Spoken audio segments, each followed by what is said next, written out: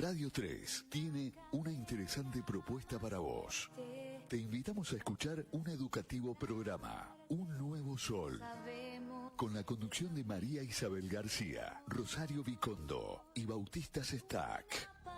Hablaremos de estos temas que le interesan a la sociedad, porque buscamos la verdad, la fuerza que nos da liberación. Te esperamos todos los martes 17 horas en Radio 3, FM 93.7. Porque todos son llamados, lo sabemos. Muy buenas tardes a todos los oyentes, bienvenidos una vez más a Un Nuevo Sol. Estamos acá en esta tarde tan calurosa con Isa en los controles. Ya está saliendo el sol, está haciendo honor a nuestro programa y dando mucho calor. Así que hoy martes 19 de octubre, nuestro programa número 109, Rosario. Sí, ya vamos por los 200. Y saludamos a nuestra operadora Laura, siempre firme en los controles. Así que vamos a contarle a nuestros oyentes de qué vamos a estar hablando hoy. Vamos a estar en la sección Santos, como siempre que elegimos algún santo de la semana, de martes a martes. Vamos a estar hablando de San Juan Pablo II, este gran papa que se celebra su día el 22 de octubre, que es cuando fue elegido pontífice. Un papa muy querido, por lo menos por mí, y bueno, sé que por muchos otros oyentes. En la sección Cultura de la Vida vamos a estar como siempre en comunicación telefónica con Mónica del Río. En esta semana hubo dos boletines, uno del 14 de octubre que nos habla de las elecciones del 2021, candidatos a diputados nacionales en la ciudad de Buenos Aires. Estuvimos hablando el martes pasado en Cava, pero este boletín lo vamos a dejar para más adelante y vamos a estar hablando un tema muy importante y grave, el boletín que salió ayer, 18 de octubre, que dice: Argentina se apresta a ratificar una convención pro-homosexualista. Así que bueno, sabemos toda esta ideología perversa y dañina que tanto quieren impulsar, y sobre todo en la educación a nuestros niños. De esto nos va a estar hablando Mónica del Río. Y vamos a tener la sección del sentido común, Rosario. Sí, vamos a estar hablando de las virtudes de la magnanimidad y la magnificencia. Un trabalengua. Son unas virtudes muy lindas, a veces que se escucha hablar poco. Y así que bueno, el martes pasado, como tuvimos 2 entrevistas, no llegamos a la sección del sentido común, pero seguimos avanzando con el libro de Marta Rechea de Oliveros. Y si querés decimos las vías de comunicación para nuestros oyentes, aunque las repetimos todos los martes, es bueno que nos ayuden a difundirlas. Sí, nos encuentran en Facebook como 3 Santa Rosa, que estamos transmitiendo en vivo, en Twitter y en Instagram, Radio 3 Santa Rosa, y en YouTube, FM Radio 3 93.7, que se tienen que suscribir en el botoncito rojo, así les llega una notificación cada vez que subimos el programa y lo pueden escuchar en cualquier momento. Bueno, muchas gracias, Ro, y vamos a darle a nuestros oyentes, dijimos que hacía calor, pero no hemos dado los datos de la temperatura en la ciudad de Santa Rosa. Así es, actualmente están haciendo 26 grados, 4 décimas. Así que bueno, vamos a contar un poquito de la vida de San Juan Pablo II. Sabemos que, bueno, en los santos hay muchas riquezas, sobre todo en estos santos que son más actuales, donde ya hay muchos medios, se pueden recoger muchos hasta, videos, así que es maravilloso ver a los santos. Vamos a contar un poquito de la vida de Juan Pablo II. Su nombre es Karol Wojtyła, conocido como Juan Pablo II desde su elección al papado en octubre de 1978. Es mi papa porque yo nací en septiembre de 1978, así que bueno, muchos años desde que yo nací estuvo Juan Pablo II. Nació en una pequeña ciudad a 50 kilómetros de Cracovia el 18 de mayo del año 1920. Era el más pequeño de los 3 hijos de Karol y Emilia. Su madre falleció en 1929. Pensemos que Juan Pablo II tenía solo 9 añitos. Su hermano mayor, Edmund, que era médico, murió en 1932. Y su padre, que era suboficial del ejército, en 1941.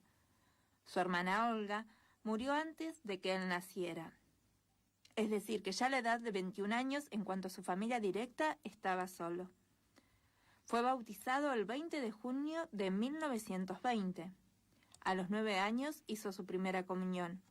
Y a los 18 años recibió la confirmación. Terminados los estudios de enseñanza media, se matriculó en 1938 en la Universidad de Cracovia y en una escuela de teatro. Cuando las fuerzas de ocupación nazi cerraron la universidad, en 1939, el joven Karol tuvo que trabajar en una cantera y luego en una fábrica química para ganarse la vida y evitar la deportación a Alemania. A partir de 1942, al sentir la vocación al sacerdocio, siguió las clases de formación del seminario clandestino en Cracovia, dirigido por el arzobispo de Cracovia. Al mismo tiempo fue uno de los promotores del teatro rapsódico, también clandestino. Tras la Segunda Guerra Mundial, continuó sus estudios en el Seminario Mayor de Cracovia, nuevamente abierto, y en la Facultad de Teología, hasta su ordenación sacerdotal en Cracovia el 1 de noviembre de 1946. Recordemos que, gran parte él la pasó cuando era joven con la Segunda Guerra Mundial, por eso tenía que estar todo esto clandestino, tanto el seminario como el teatro como la universidad. Fueron épocas muy duras. Y pensemos lo que contamos al principio, medio triste empezar la vida de un santo con todos los fallecimientos que tuvo él de pequeño, pero ver cómo él se aferró a Dios y Dios nunca lo abandonó, a pesar de esos grandes dolores y pérdidas que tuvo, siendo muy pequeño y joven. Seguidamente fue enviado a Roma, después que se ordenó sacerdote, donde se doctoró en 1948 en teología, con una tesis sobre el tema de la fe en las obras de San Juan de la Cruz. En aquel período aprovechó sus vacaciones para ejercer el ministerio pastoral. En 1948 volvió a Polonia y fue vicario en diversas parroquias de Cracovia y capellán de los universitarios hasta 1951, cuando reanudó sus estudios filosóficos y teológicos. Fue profesor de Teología Moral y Ética Social en el Seminario Mayor de Cracovia. El 4 de julio de 1958 fue nombrado por Pío XII obispo titular de Olmi y auxiliar de Cracovia. Recibió la ordenación episcopal el 28 de septiembre de 1958. El 13 de enero de 1964 fue nombrado arzobispo de Cracovia por Pablo VI, y quien lo hizo cardenal en el año 1967. Además participó en el Concilio Vaticano II. Recordemos que el concilio fue de los años 1962 a 1965, con una contribución importante en la elaboración de la Constitución. Gaudium et Spes, el cardenal Wojtyła, tomó parte de las 5 asambleas del Sínodo de los Obispos, anteriores a su pontificado. Los cardenales, reunidos en cónclave, lo eligieron papa el 16 de octubre de 1978. Tomó el nombre de Juan Pablo II y el 22 de octubre comenzó solemnemente su ministerio petrino, como 263 sucesor del apóstol San Pedro. Por eso el 22 de octubre, que es cuando comienza su ministerio de papa, es el día de su fiesta como santo. Su pontificado ha sido uno de los más largos de la historia de la Iglesia y ha durado casi 27 años. Juan Pablo II ejerció su ministerio petrino con incansable espíritu misionero. Su amor a los jóvenes le impulsó a iniciar en 1985 las Jornadas Mundiales de la Juventud. En las 19 ediciones de la Jornada Mundial de la Juventud celebradas a lo largo de su pontificado, se reunió con más de 1 millón de millones de jóvenes de todo el mundo. Además, su atención hacia la familia se puso de manifiesto con los encuentros mundiales de las familias inaugurados por él en 1994. Bajo su guía, la Iglesia se acercó al tercer milenio y celebró el gran jubileo del año 2000. Con el año de la Redención, el año mariano y el año de la Eucaristía, promovió la renovación espiritual de la Iglesia. Realizó numerosas canonizaciones y beatificaciones. Proclamó a Santa Teresita del Niño Jesús, doctora de la Iglesia. Entre sus documentos principales se incluyen 14 encíclicas 15 exhortaciones apostólicas, 11 constituciones apostólicas y 45 cartas apostólicas. Promulgó el Catecismo de la Iglesia Católica. También publicó 5 libros de doctor privado, que son Cruzando el umbral de la esperanza, Don y misterio, en el 50º aniversario de mi ordenación sacerdotal, Tríptico romano Meditaciones, que es un libro de poesías, en el año 2003, Levantaos y vamos, en mayo del 2004, y Memoria e Identidad lo publicó en febrero del 2005. Juan Pablo II falleció el 2 de abril del 2005, a las 21:37, mientras concluía el sábado, y ya habíamos entrado en la octava de Pascua y domingo de la Divina Misericordia. Recordemos que estuvimos hablando también de Santa Faustina, y que también es de Polonia, y que él la beatificó, y también que él fue el que instituyó el domingo siguiente al domingo de Pascua como el domingo de la Divina Misericordia. Y providencialmente él muere el domingo de la Divina Misericordia, a las vísperas de este domingo. Desde aquella noche del 2 de abril hasta el 8 de abril, día en que se celebraron las exequias del difunto pontífice, más de 3 millones de peregrinos rindieron homenaje a Juan Pablo II, haciendo incluso 24 horas de cola para poder acceder a la Basílica de San Pedro. Como ya en esta época había muchos medios de comunicación, internet, muchos pudimos ver el velatorio de Juan Pablo II, cómo la gente lloraba de todo el mundo y la cola de gente que había para darle el último adiós al Santo Padre. El 28 de abril, el Santo Padre Benedicto XVI dispensó del tiempo de 5 años de espera tras la muerte para iniciar la causa de beatificación y canonización de Juan Pablo II. Sabemos que cuando una persona muere, aunque muera en olor de santidad, tienen que pasar 5 años por lo menos para empezar la causa de beatificación. El Papa Benedicto XVI dispensó a Juan Pablo II de este tiempo y comenzó ya el 28 de junio, pensemos que murió en abril, y el 28 de junio ya se abrió oficialmente la causa de beatificación. El Papa Benedicto XVI lo beatificó el 1 de mayo del 2011. El Santo Padre Francisco lo canonizó junto a Juan XXIII el 27 de abril del 2014.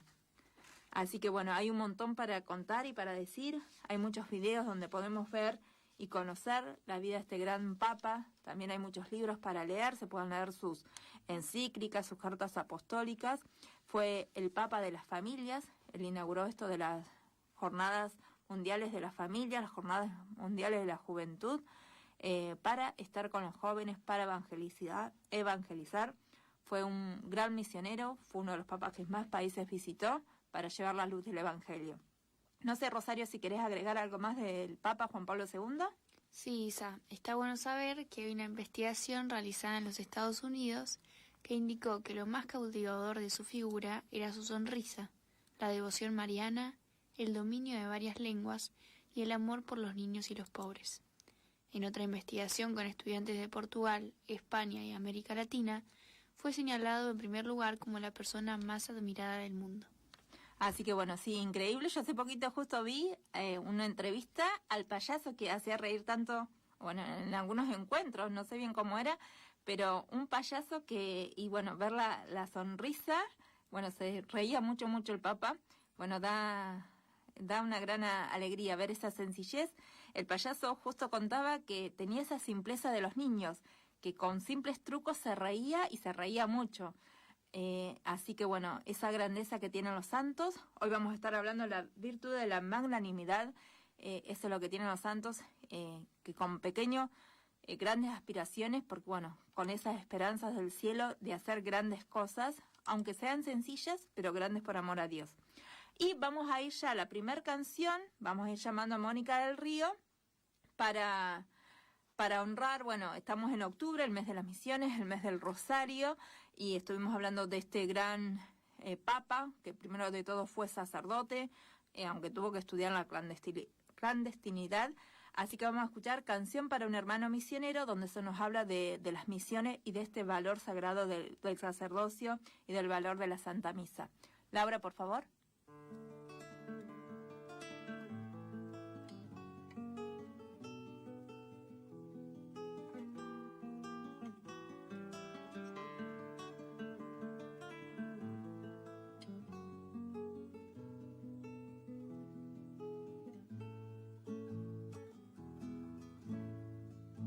Que voy a cantar digno de un don como el ser cura, que notas musicales podrían contener, que de un grano de trigo que tiembla entre mis manos, un Dios con cuerpo humano se digne florecer, que de un grano de trigo que tiembla entre mis manos, un Dios con cuerpo humano se digne florecer. Pero no mide gracia el amor de los amores, y por si fuera poco me dio un regalo más. Traer por solo un verbo al verbo entre mis manos y tener un hermano inmolando junto a mí. Traer por solo un verbo al verbo entre mis manos y tener un hermano inmolando junto a mí. Hermanos en la sangre y hermanos en el alma y hermanos en el fuego que brota del altar. Dos cuerpos, una víctima, un alma, un sacerdocio que nos tendrá reunidos hasta en la eternidad. Dos cuerpos, una víctima, un alma, un sacerdocio que nos tendrá reunidos hasta en la eternidad.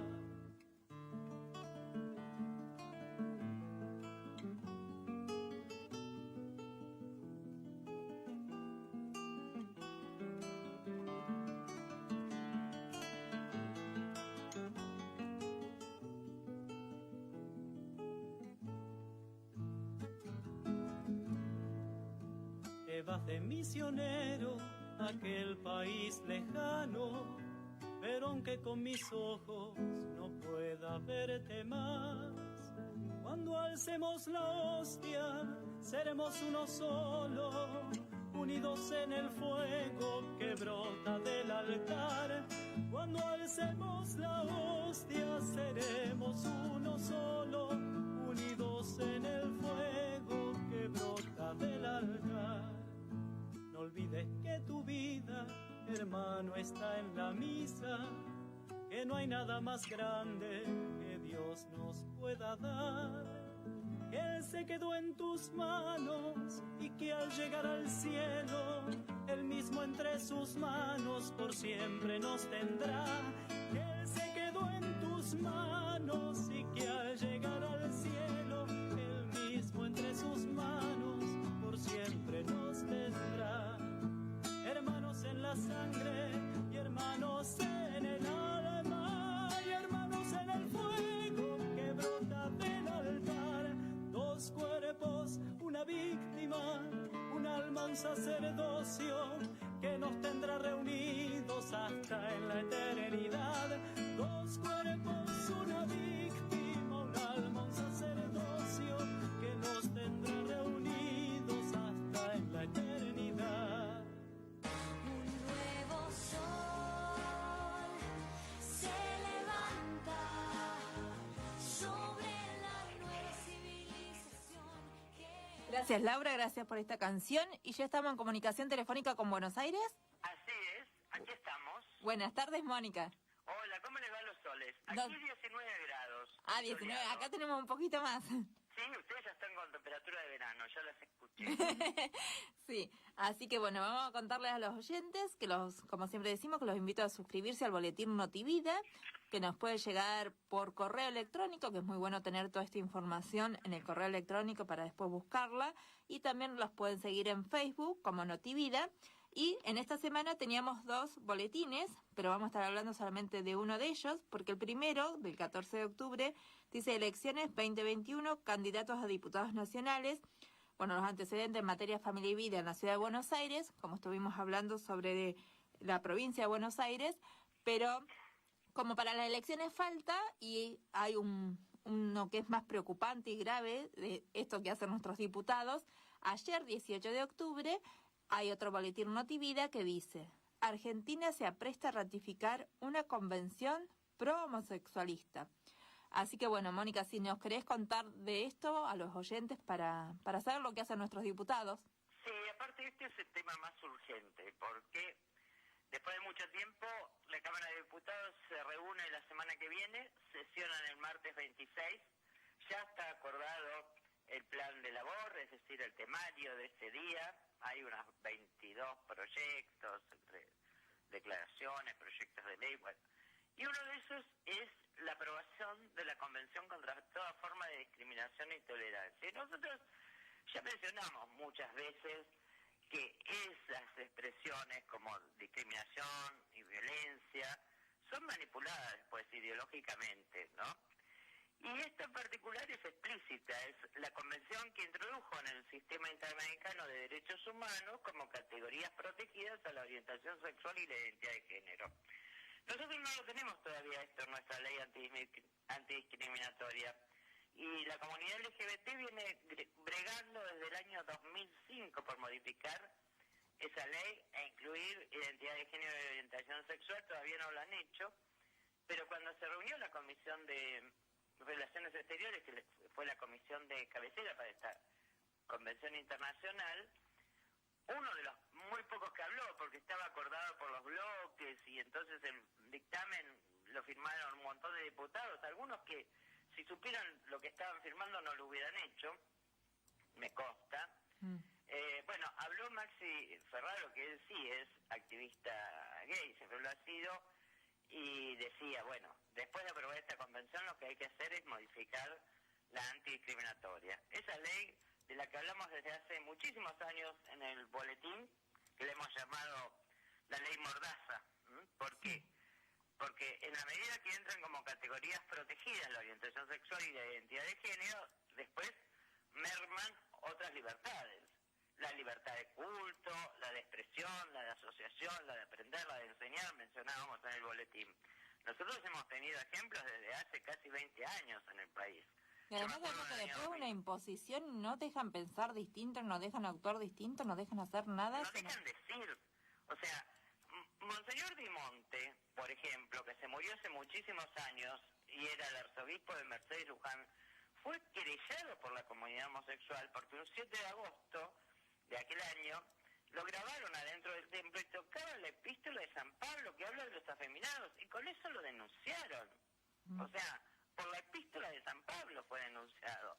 O sea, por eso decíamos, esto va contra la libertad de culto, contra la libertad de expresión. Aquel que manifieste que la familia, papá, mamá y los chicos, estaría discriminando las otras formas de familia, de aprender y de enseñar, y ya hemos visto los problemas que tienen hoy los padres de familia con las cosas que le pretenden inculcar a través de la llamada ESI, Educación Sexual Integral, a los chicos en las escuelas. Sí, Así además, que porque fue esto de categorías protegidas, ¿por qué no se protege a la familia, al niño indefenso? Todo claro, al revés. son los supuestos de discriminación, que no son solamente esos, o sea, enuncian muchos, como la ley antidiscriminatoria nuestra, que actualmente es sexo, edad, opinión política, raza, las clásicas, digamos, y bueno, esta convención mete entre esas, especialmente, y por eso es muy codiciada por el lobby LGBT, la orientación sexual y género. Y atentar contra eso después que se convierte en esos como conocidos crímenes de odio. Esto se viene trabajando en la OEA desde el año 2006. Arranca con un proyecto de convención interamericana contra el racismo y toda forma de discriminación e intolerancia. Ese proyecto es del año 2006. Finalmente, en junio del 2013, la OEA aprueba lo que se desgaja de ese proyecto inicial, que son dos convenciones: la Convención contra el Racismo y la Convención contra la discriminación, digamos, ¿no? Páez Sanabuja hizo sobre ese proyecto de la OEA, que arrancó en el 2006, muchísimos boletines de noticias globales que se pueden consultar. O sea, habló de ese tema desde el 2006, que arrancó en la OEA, hasta el 2013, que es el momento en que la Asamblea General de la OEA, en su periodo 43 de sesiones, se había reunido en Guatemala, adopta, o sea, aprueba en asamblea, adopta, sería el término técnico, esta convención y la abre a la firma de los países americanos. Son dos convenciones, las dos se van a tratar juntas en diputados la semana que viene, pero de esas dos, decíamos en el boletín, esa que es contra la discriminación es la más preocupante y la codiciada por el lobby LGBT, porque es la que se dedica especialmente a hablar de orientación sexual e identidad de género. Y es un tema alarmante por lo que venimos diciendo, ¿no? Porque ahí, esa parte, digamos, de la convención, lo que toca a orientación sexual e identidad de género, después merma todas esas otras libertades. Fíjate que hay 35 países signatarios de la convención, de los estados americanos, ¿no? Solo 2 la ratificaron, Uruguay y México. México la ratifica recién a fines del 2019, hace el depósito en el año 2020, o sea, esto, el país lo firma. Después va al Congreso, con una ley del Congreso se ratifica. Después la Cancillería de ese país deposita el instrumento de ratificación en el organismo internacional, en este caso la OEA. Y esa convención entró en vigencia 30 días después que México hizo ese depósito de la ratificación, porque es lo que establece la propia convención. Fíjate cómo será la convención que, por ejemplo, México, que es uno de los 2 de 35 que la aprobó y la hizo entrar en vigencia, le hizo una declaración interpretativa en el momento que lo ratifica, diciendo que, bueno, no se podría considerar como discriminatorio el hecho de que en México, para ingresar al sistema educativo militar, te exijan ser mexicano, ¿no? Porque sería como una discriminación por nacionalidad. Sí. O sea, ahí forman a las Fuerzas Armadas Mexicanas y México hizo esa declaración interpretativa. Esto lo trató en abril la Comisión de Relaciones Exteriores, lo trató primero Relaciones Exteriores, que es la que preside Eduardo Valdés, que es un diputado conocido, normalmente se lo vincula a sectores eclesiales. Después la trató la de Derechos Humanos, que encabeza Hugo Yasky, y ahí quedó lista para llegar al recinto. Yo vi esa reunión de comisión, seguí la de Relaciones Exteriores, no que nadie tenía mucho interés en hablar, habló Eduardo Valdés, y después Facundo Suárez Lastre, el radical, dijo que bueno, que había acuerdo de su interbloque, es el interbloque de Cambiemos de Acompañar. No fue una cosa muy discutida, por eso pasa que al día de hoy, cuando vos hablás con diputados y les decís, el martes que viene tratan eso, pero ¿cómo? ¿Firmaste? ¿Qué dictamen? ¿Qué convención? O sea, son esas cosas que pasan medio desapercibidas, ¿no? Y en esa reunión de comisión, insisto, es cuando Maximiliano Ferraro adelanta que después de eso tendrían que modificar la ley antidiscriminatoria. ¿Y en las comisiones estaban los lobby LGTB o no? No estaban, fue la reunión por Zoom de los diputados, esa reunión de comisión que hacen ahora por Zoom. En la que te digo, habló Valdés, después tomó la palabra Suárez Lastra, que dijo que sí, que acompañaban, y después hizo un comentario, una radical, Karina Banfi, sobre la otra, sobre la del racismo, porque ella ha adoptado chicos de origen haitiano, y habló de esta preocupante discriminación.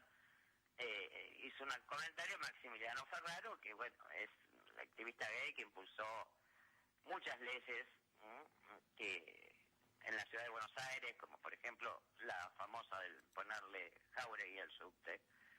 Así que, bueno, ¿qué dice la convención? El primer artículo dice que discriminación es cualquier distinción, exclusión, restricción, preferencia. O sea, fíjate qué vago es, ¿no? No es golpear a una persona diferente, insultarlo, faltar.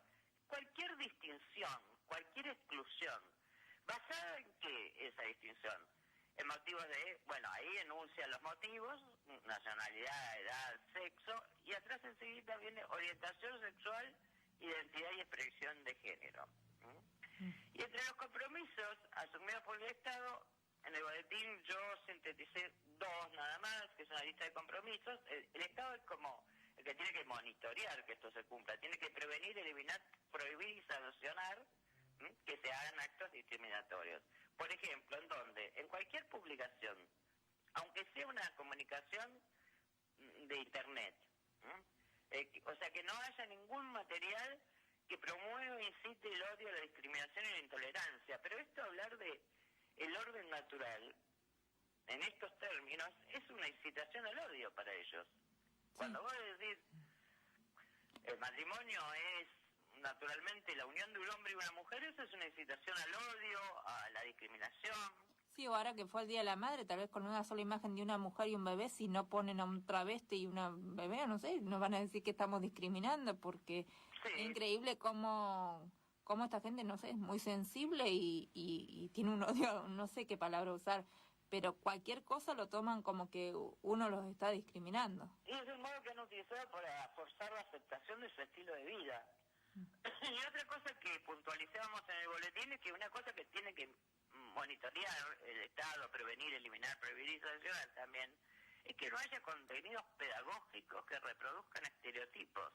Sí. Otra vez, ¿qué es un contenido? Familia, mamá, papá y los nenes. Eso es un contenido pedagógico estereotipado. El Padre Zanahoga, como te adelanté, desde el año 2006, en que la OEA empieza con este proyecto de convención, venía advirtiendo qué cosas podían pasar, y en el 2013, cuando la OEA la prueba, decía que, bueno, con esta llamada discriminación por orientación sexual e identidad de género, como pasa con homofobia y transfóbica, se termina tildando de discriminatoria a toda opinión que esté en desacuerdo con el estilo de vida homosexual, que es lo que vemos que está pasando en la práctica, que esto atenta contra la libertad religiosa, porque no se puede predicar la doctrina cristiana, lo habíamos hablado miles de veces con el padre Sanabuja, esto cuando tratábamos el tema de la antidiscriminatoria. Me acuerdo del primer boletín que lo hice yo, pero hace como 20 años, era cuando empezaron con la ley discriminatoria, penalizarían la enseñanza del catecismo, porque realmente es lo que termina pasando, ¿no? Y teníamos ese ejemplo ya desde el año 2003 de Monseñor Dimonte, que nos había impactado. Por eso decíamos que las epístolas de San Pablo no se iban a terminar. Y que a alguno le puede parecer prohibiendo. que esto no pasa en la realidad, pero a mí me llama mucho la atención, acá en la Plaza de Santa Rosa, uno pasa y está escrito en la vereda, en la baldosa, ley antidiscriminatoria. O sea que ellos están a la casa observando a ver cuándo nos van a venir a casar por algo que digamos y todavía no están las leyes. No, Pero está yo la ley. me llamaba mucho cuando en las columnas y todo veo esto de ley antidiscriminatoria, que suena lindo, que nadie quiere discriminar, pero es persecución al que piensa distinto y al que piensa en el orden natural. Sí, totalmente. Se arremete, decía Sanabuja, esto es otra realidad, contra la libertad de los padres a educar a sus hijos. El problema de asociación o libertad de enseñanza, ¿no? Los colegios católicos que tengan que enseñar cosas contra natura. Y entonces preguntaba, bueno, a partir de una convención internacional, ¿serán pasibles de ser juzgados por tribunales internacionales los padres de familia que se opongan a que sus hijos sean educados en esto de que la homosexualidad es una opción más tan válida como la heterosexualidad, que es algo normal? Dice, bueno, incluso sí esa salvedad que hemos hecho nosotros en el programa muchas veces cuando hablamos de violencia contra la mujer, que es otro caballito de batalla. O sea, nosotros queremos acabar con toda forma de violencia, con la injusticia. Decía, pero esto es muy distinto, decía Sanabuja, ¿no? Una cosa es querer terminar con la violencia injusta y otra es, por ejemplo, exigir libertad de acción, incluida la perversión de menores, o reclamar el cupo gay dentro de un cuerpo de profesores de colegios y universidades, ¿no? Y esto corre en ámbito público y privado. Y finalmente el boletín lo que mencionabas son algunos considerandos de la resolución, porque en todos los considerandos va metiendo el tema de orientación sexual y ahí se ve, ¿no? Los considerandos son, por ejemplo, convencidos de que los principios de igualdad y no discriminación presuponen el deber del Estado de adoptar medidas especiales a favor de estos individuos o grupos que son víctimas de discriminación e intolerancia en cualquier esfera, sea pública o privada, ¿eh? El deber del Estado en favor de esto. Dice que las principales víctimas de discriminación han sido, bueno, ahí menciona migrantes, refugiados y minorías sexuales, convencidos de que ciertas personas y grupos son objeto de formas agravadas de discriminación e intolerancia motivadas en, entre otras cosas, la orientación sexual, teniendo en cuenta que una sociedad pluralista y democrática debe respetar la identidad de género y sexual de toda persona, considerando que es preciso combatir la exclusión y la marginación por motivos de género, orientación sexual, alarmado por los crímenes de odio basados en la orientación sexual, y finalmente uno de los últimos considerandos que destaca el papel fundamental de la educación justamente para cooperar con estos objetivos que tiene la Convención, ¿no? Porque es el lugar donde estamos viendo que adoctrinan a los chicos. Así que decíamos, después de mostrar esos considerandos, que quedaba claro que la ratificación de esta Convención atentaría gravemente contra la defensa y promoción del orden natural, porque tiene el efecto de la modificación de la antidiscriminatoria que hemos denunciado durante tantos años, una suerte de ley mordaza. Sí, que sabemos que además después vienen estos expertos y todo a ver cómo están funcionando y cómo están sancionando. Ah, claro. Que hay otros tratados, el del niño, el del Pacto de San José, que tal vez no se cumplen tanto y no viene ningún experto a controlar si se cumplen o no. Pero esto que tiene en ellos claro, hay los una comités, persecución. Los tratados de derechos humanos tienen después el comité que monitorea el cumplimiento del tratado en los países, ¿no? Que además, este tratado ya sin comité, porque tenemos otros tratados que no son ideologizados, y los ideologiza y va en contra incluso del tratado del propio comité, pero en este caso ya el tratado es un tratado nefasto. Así que esto va al recinto la semana que viene y lamentablemente esto se aprueba con una mayoría simple, o sea que es muy fácil, ya están los votos, digamos, a favor del Frente de Todos y de Cambiemos.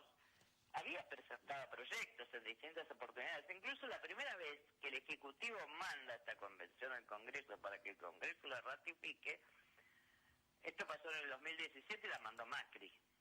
O sea... Sí, en estos temas de transversal. Es transversal. En este momento los que le dieron despacho, las cabezas de las dos comisiones son del Frente de Todos, porque el Frente de Todos gobierna y pone, digamos, los presidentes de las comisiones. Pero en realidad esto... Antes se frenó, y ahora, bueno, ahora tiene nuevo impulso. Sí, además esto que usan palabras muy bonitas, pluralistas, democráticos, antiviolencia, antiodio, pero realmente... Sumamente seductor todo. O sea, ¿quién quiere mostrarse como un discriminador, un violento?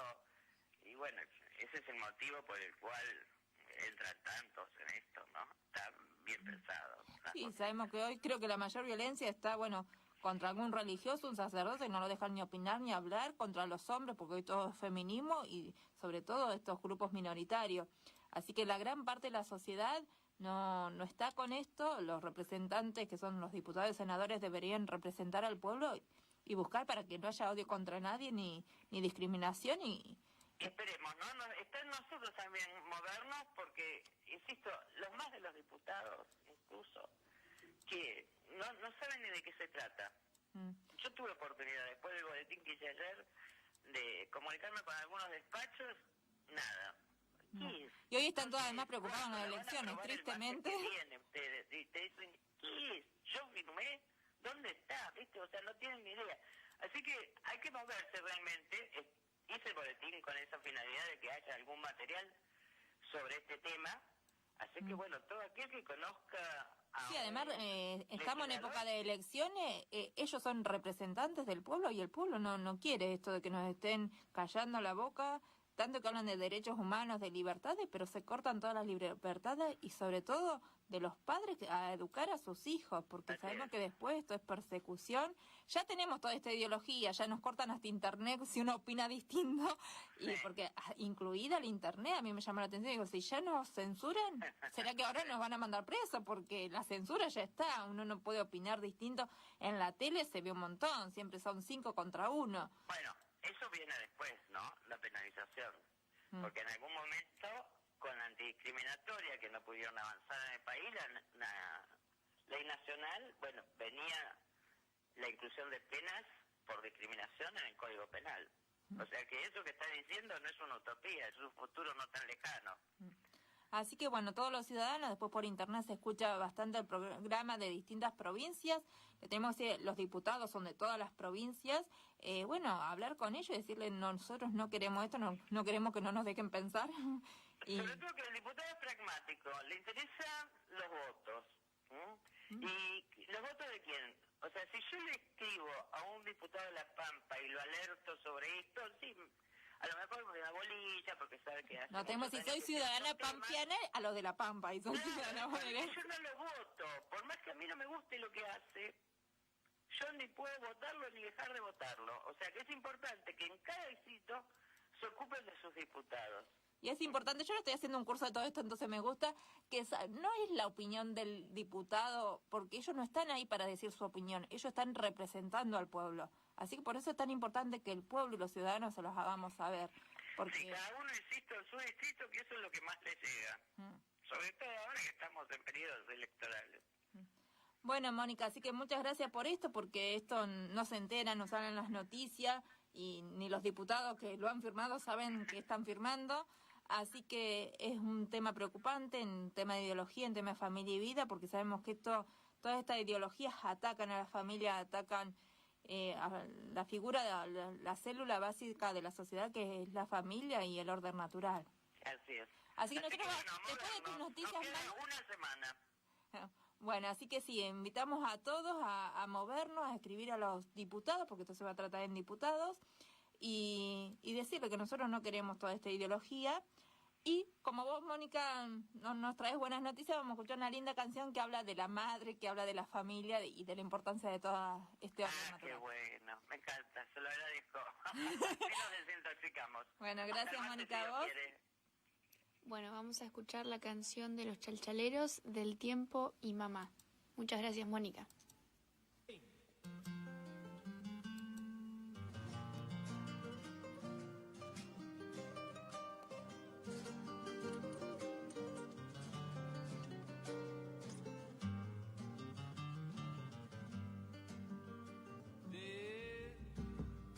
El viejo patio que da al callejón, la galería, el aljibe, el rosal, la pajarera, la hamaca, el malbón me llevan siempre en el recuerdo a mi pago y coba. La pajarera, la hamaca, el malbón me llevan siempre en el recuerdo a mi pago y coba. Veo a mi tata contento y feliz, quitando un chala y meta matear. Mientras mi mamá de letra gina pasa secándose la mano en el delantal. Mientras mi mamá de letra gina pasa secándose la mano en el delantal. Qué tiempo feliz, el de la niñez, venga, yo no sé para qué pasará. Palabrita de Dios que dan ganas de llorar, de solo pensar que no volverá. Mi vieja casita del pago y poma, porque eso parte de mi vida, te quiero cantar. Según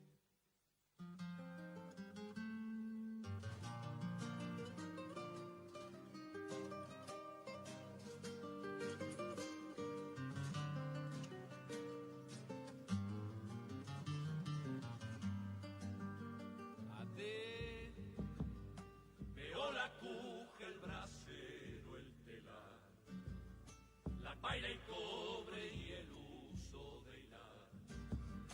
Y en la batea con puyo tapao está leudando el amasijo para hacer el pan. Y en la batea con puyo tapao está leudando el amasijo para hacer el pan. Me veo chango en el patio jugar y al cachimoto mirarme y torear. Oigo a mi mamá fregando la olla para hacer el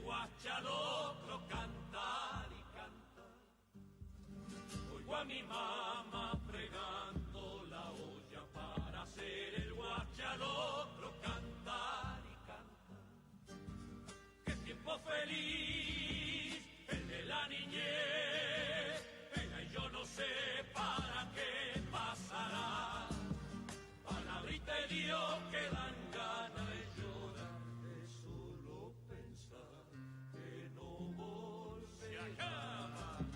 Mi vieja casita del pago y popa, porque eso parte de mi vida, te quiero cantar.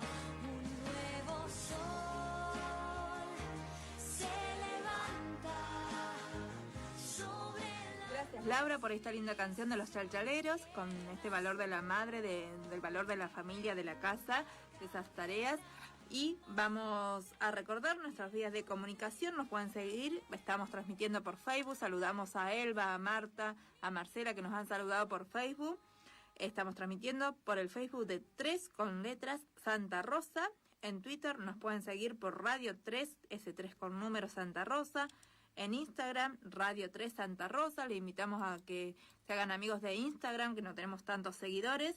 Y en el canal de YouTube nos pueden seguir como FM Radio 3 93.7. Se suscriben y ponen me gusta y nos ayudan a difundir el programa.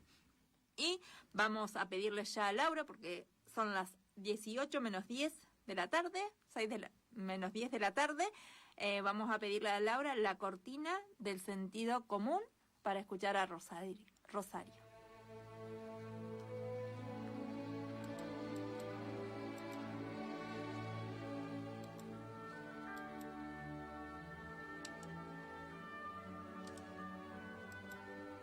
En la última sección hablamos de la virtud de la liberalidad como medio prudente en todo lo relativo a la riqueza. Tiene que ver con el recto uso de dichos bienes, sobre todo del dinero. Hoy veremos las virtudes de la magnanimidad y la magnificencia.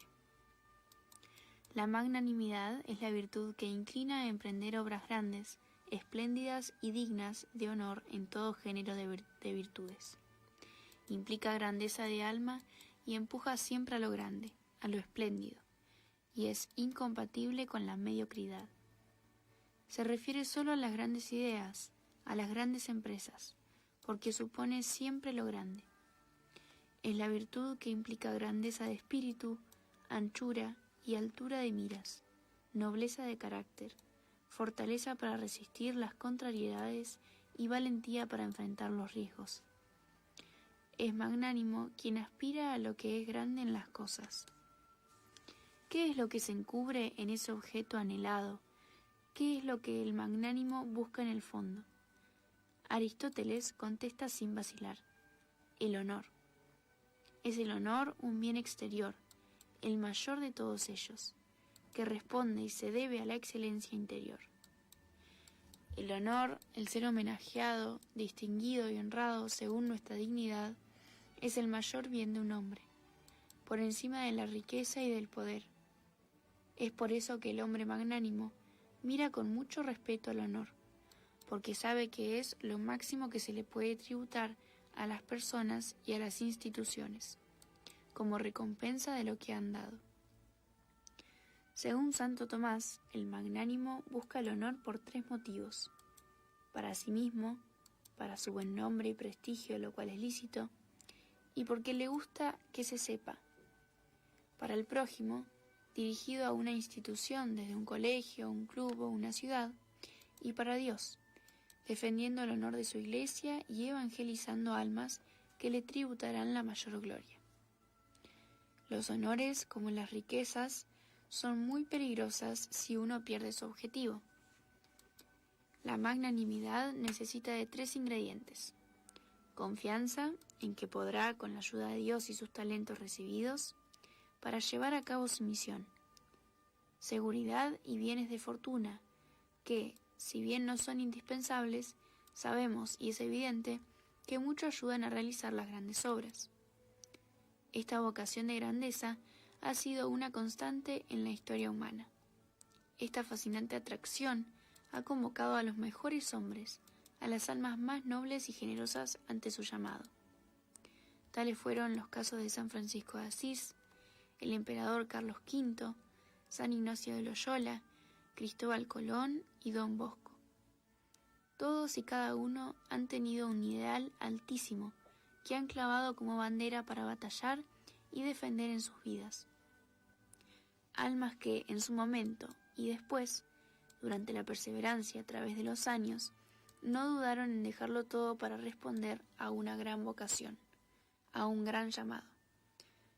Ni amenazas, ni castigos, ni peligros les impidieron llevar adelante la misión que habían emprendido en su momento. Cito al padre Alfredo Sáenz en su libro 7 virtudes olvidadas, cuando dice: más importante que lo que se hace es el cómo se lo hace. Se puede pelar papas con espíritu magnánimo y construir catedrales con espíritu mezquino. No hay cosas pequeñas. Solo hay una manera pequeña de hacer las cosas. Se necesita grandeza de corazón para hacer las cosas pequeñas con un gran amor. Hacer lo ordinario, sí, pero de manera extraordinaria. De acá deducimos que todas las vocaciones de servicio, médicos, enfermeros, bomberos, soldados, maestros, profesores, religiosos, etc., tienden a generar almas magnánimas. A primera vista, parecería que el magnánimo es un soberbio y que el pusilánime es humilde, pero no es así.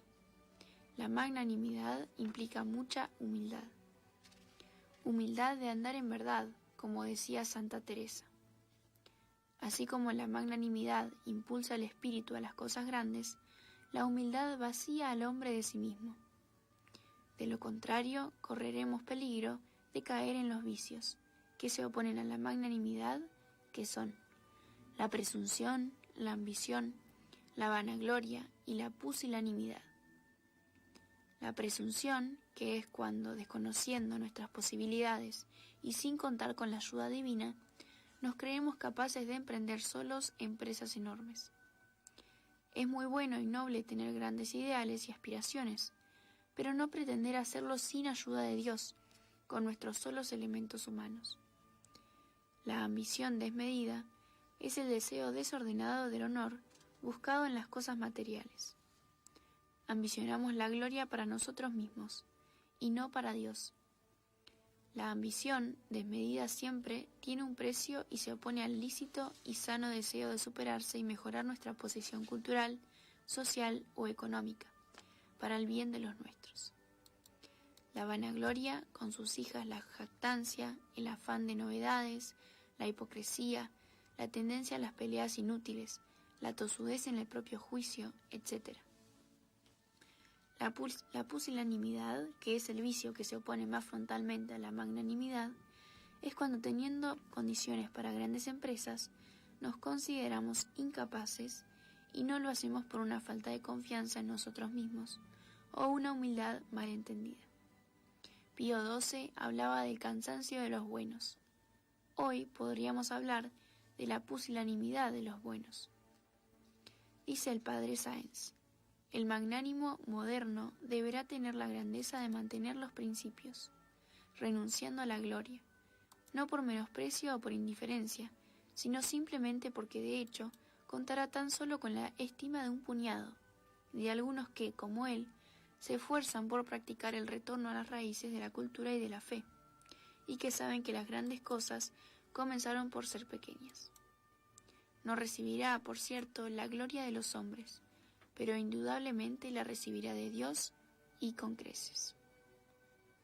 Y de la mano de esta virtud de la magnanimidad viene la magnificencia, que es la virtud que inclina a emprender obras espléndidas y difíciles de ejecutar, sin arredrarse ante la magnitud del trabajo o de los grandes gastos que sea necesario invertir. Según puede verse, trátese de la actitud frente al dinero. Como este es un bien útil, lo que interesa, más que el bien en sí, es el modelo de usarlo. La magnificencia ve en el dinero la materia adecuada para hacer grandes obras. Tanto Aristóteles como Santo Tomás consideran a la magnificencia como una virtud emparentada con la liberalidad, porque se refiere al empleo de las riquezas, pero la magnificencia supera la liberalidad porque es un gasto suntuoso que se materializa en grandes y bellas obras, que quedan para el bien y el disfrute de la belleza en muchos. Recordemos que toda virtud tiende al bien, a la verdad, a la justicia y a la belleza. La magnificencia es una prolongación de la liberalidad. El magnífico es siempre liberal, pero el liberal no necesariamente es magnífico.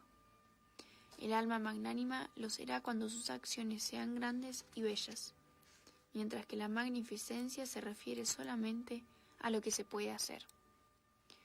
Podemos decir, sin temor a equivocarnos, que la evangelización de América fue obra de almas magnánimas, porque pensaron con mente universal, y el reinado de los reyes católicos fue además magnífico por sus obras. El ideal de hombre era entonces el del caballero cristiano, el hombre entero por el cúmulo de virtudes y valores que encarnaba su personalidad. España, si bien poseía su poderío económico, fundó su imperio con su sola fe, dando de lo que tenía, que era fe, cultura, tradición, usos y costumbres, sistema político y social. El espíritu era de servir, no de servirse. No eran hombres de negocios, sino hombres que arriesgaban diariamente sus vidas en empresas de conquista y evangelización. Aún el ansia del oro era para la acción, para financiar grandes conquistas y descubrimientos, no como el hombre moderno que lo ansía para acumularlo, mostrárselo a los demás, tirárselo encima o solo para sí mismo. Distinto fue el espíritu anglosajón protestante, que levantó su imperio en el siglo XIX, saqueando y apoderándose de los bienes de otros países y no dando nada a cambio. Inglaterra no solo no se mezcló con los nativos en los lugares en donde puso su pie, sino que creó toda una infraestructura para llevarse los bienes que éstos tenían. Es bien visible la huella dejada por ellos no solo en nuestra patria, sino en Egipto, en Grecia y en la India, en que nada ha sido modificado para el bien de los pobladores del lugar durante los 2 siglos de su estadía.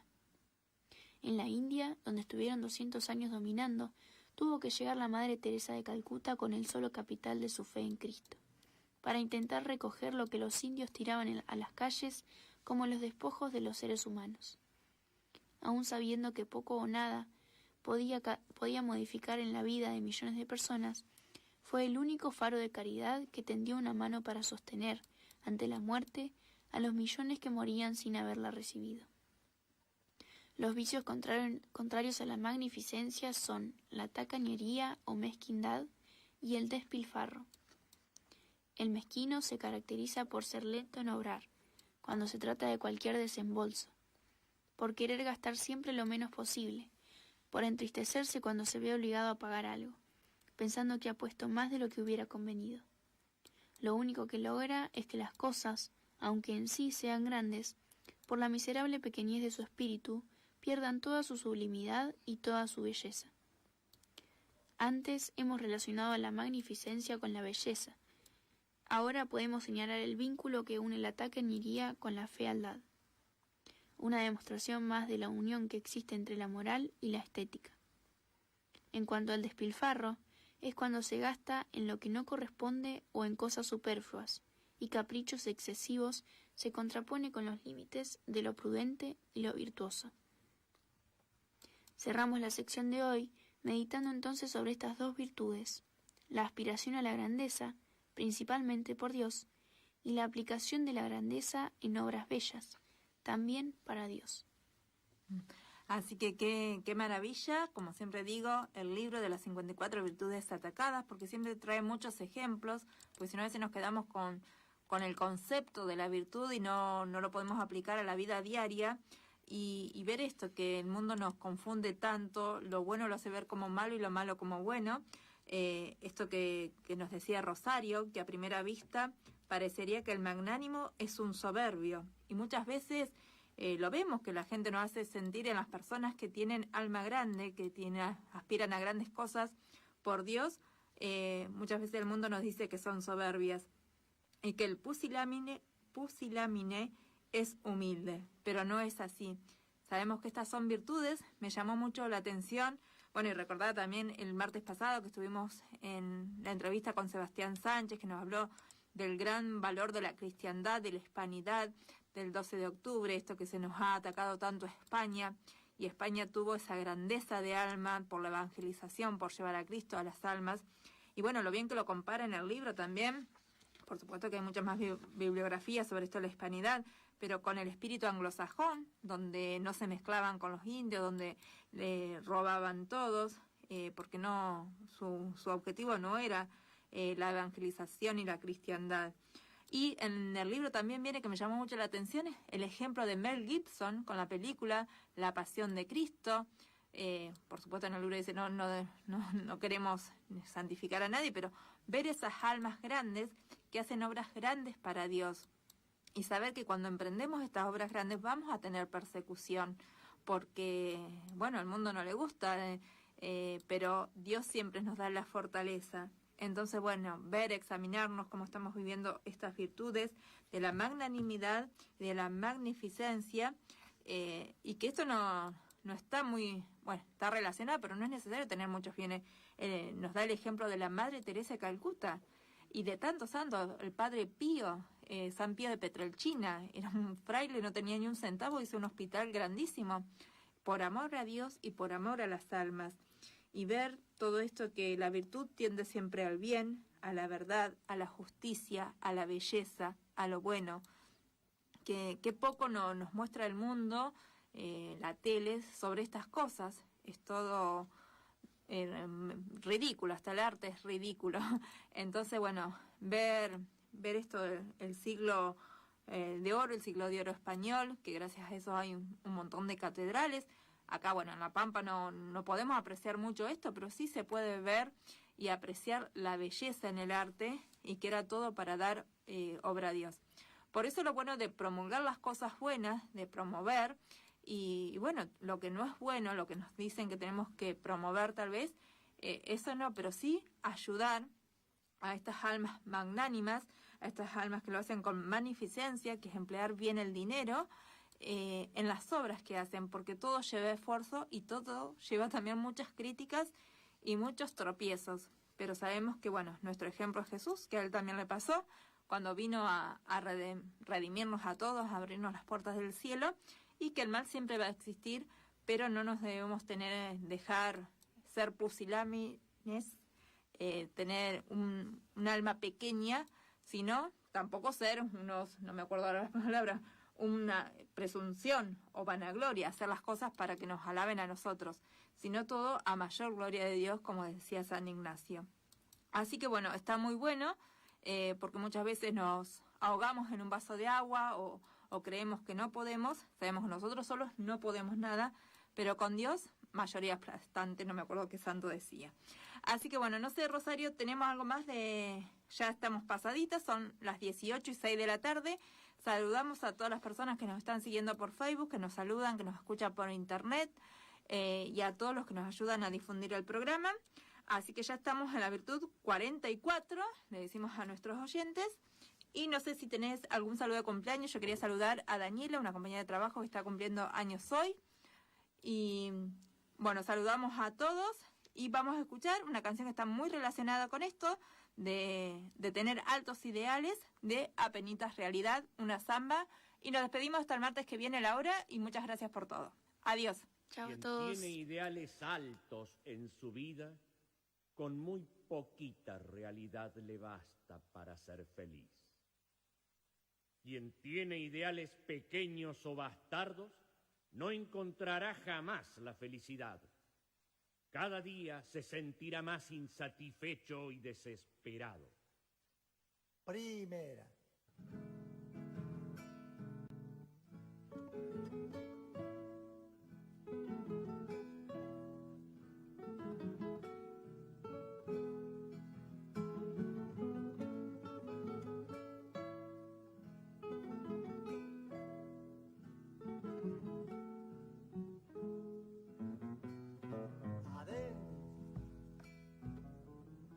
Hacia y ser la vida mía,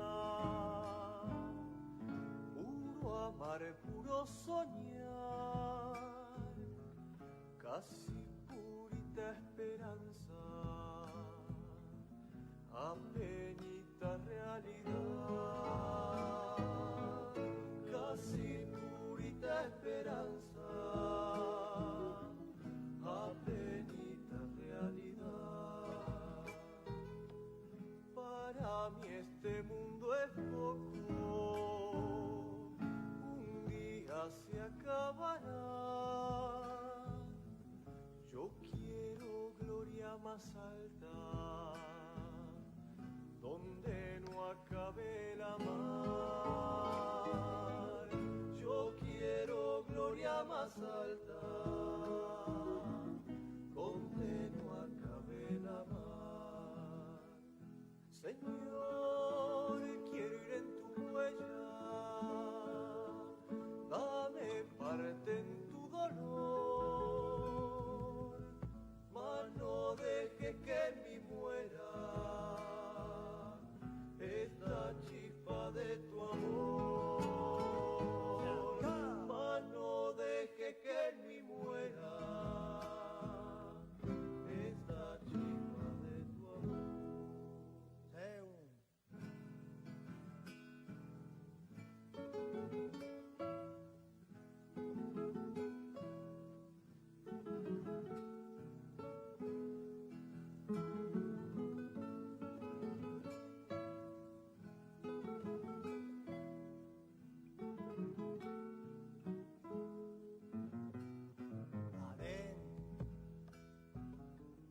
No busco dichas terrenas que engañan al corazón,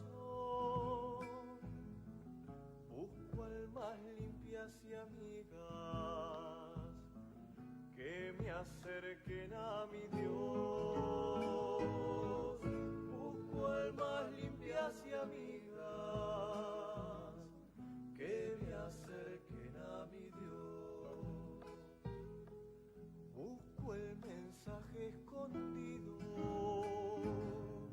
en la esencia de la fe,